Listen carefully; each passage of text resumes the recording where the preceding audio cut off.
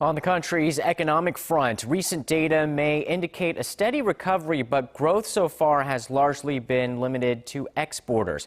That means many Korean consumers are feeling left out from any of the gains. Arirang's Ji-hye has the details on the stagnant growth outlook.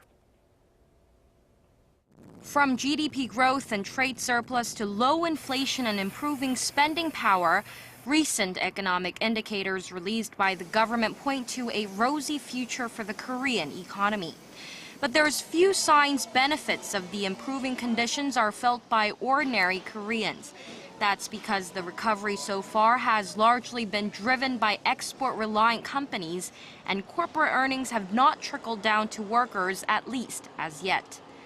While national income grew 4.7% in the second quarter of this year from a year earlier, the income improvement for households for the comparing period was less than a third of the pace.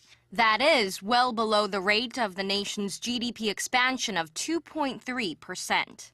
The nation also logged nearly $5 billion in trade surplus last month to stay in the black for the 19th straight month, thanks to improving exports that went up over 7% in the month from the same period last year.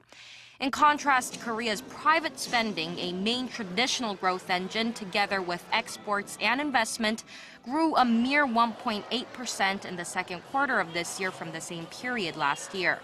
Experts don't expect the private sector to regain vitality in the coming months. The nation's household debt problem and the slumping real estate market is causing people to cut down on their spending. That means the lackluster activity of the private sector is likely to continue for some time to come.